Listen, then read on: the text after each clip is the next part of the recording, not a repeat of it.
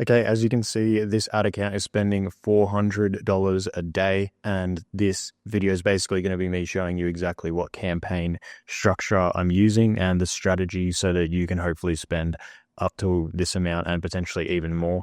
Our target cost per result for this account is $50, and as you can see, for the last 7 days, we've spent around $2,500, and we are just over that $50 cost per lead, which is great. So you're probably going to be shocked about how simple this campaign setup is, and it might make you rethink how you run your ads at the moment if you're finding that you're spending a lot of time inside of the ads manager. So yeah, as you can see, currently $400 per day, generating leads for a solar company.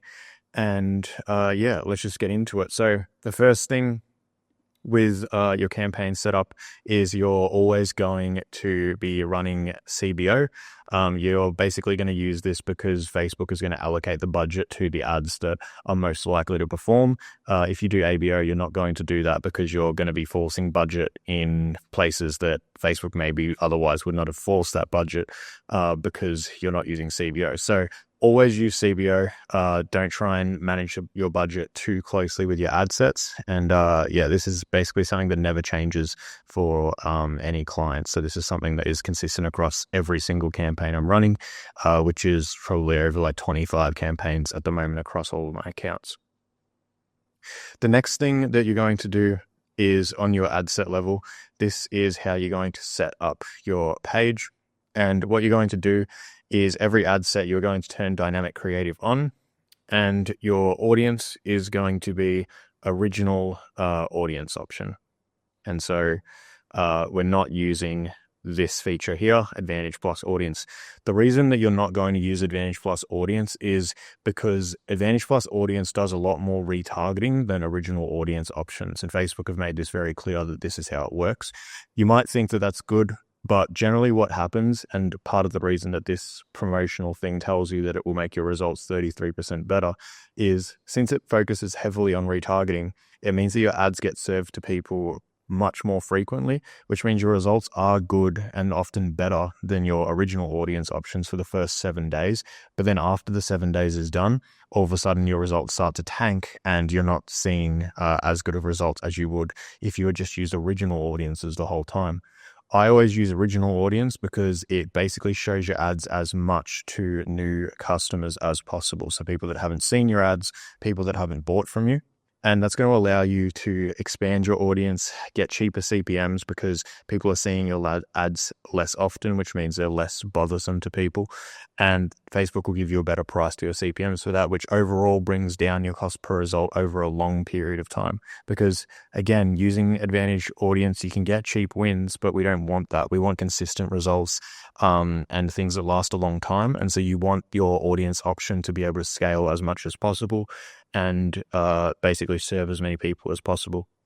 This is also why we don't use any restrictions with interests, and we keep our targeting completely open. So I don't select any options except for the age, because for solar leads, most people are not homeowners until they're like 25, 24. So we do have selections based on age for that particular case. But for most of your businesses, you're only going to have age and gender targeting turned on. If your thing can be sold to both genders, do not pick a gender.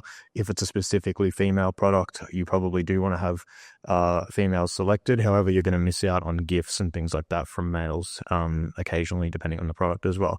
So these are all things you need to consider in your targeting. And yeah, so then I'm not going to show you the ad level because I'm not going to show you the ads that I'm running, but you can see on this ad level here that if we go back 30 days, we have 157 leads from a single ad set, 6 leads from another one. And this is a dynamic creative ad set, which means that there is only one ad in this entire ad set. And you might be thinking that's insane that, we're spending, $8,000, $7,000 a month on a single ad. But what you're going to do on your ad level is you're going to upload your videos into one ad. So because you've selected dynamic creative on the ad set level, you're able to add multiple videos into your ad set, which means that this ad, in fact, contains more than just a single video.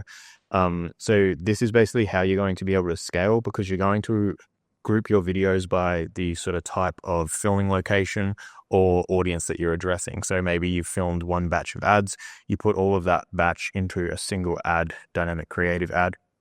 And then that allows Facebook to basically optimize which ad it wants to serve the budget to, and will get you the best possible result with scale. And this has obviously been able to scale very well because we're able to spend, $2,500 in just 7 days on a single ad, which is the dream because it means that you don't have to be constantly making new ads and trying new things constantly. So yeah, this is the main thing that I would recommend you do. Lean into the Facebook budget allocation. The benefit with doing it this way is that if you do not use dynamic creative and you have control over your ads, you're often going to start turning off and turning on ads depending on how their results are. And you're not going to be able to trust Facebook because you're constantly going to be looking, oh, is this ad getting spent? Is this ad getting spent? When at the end of the day, your individual videos results do not matter. Your campaign results is really what your client and your business cares about.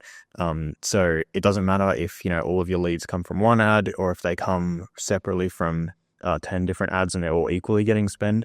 You just want the cheapest possible lead on a campaign level. So yeah, this is basically the strategy that I use in every single ad account, spending up to $400 per day. And yeah, this is what I'd recommend you do. Like I said, I'm not going to show you the ads because, it's part of how I make money and how I get results for clients. But if you would like me to personally help you make your ads, if you're interested in learning how to run your own ads so that you don't need to be watching people like me on YouTube constantly, you can DM me on Instagram and I'm happy to jump on a call and coach you on how to run ads if that's something that you're looking to invest in. But yeah, just thought I'd make this quick video showing one of our best performing solo lead gen accounts. And I hope you took something away of value from this video. And yeah, thanks for watching.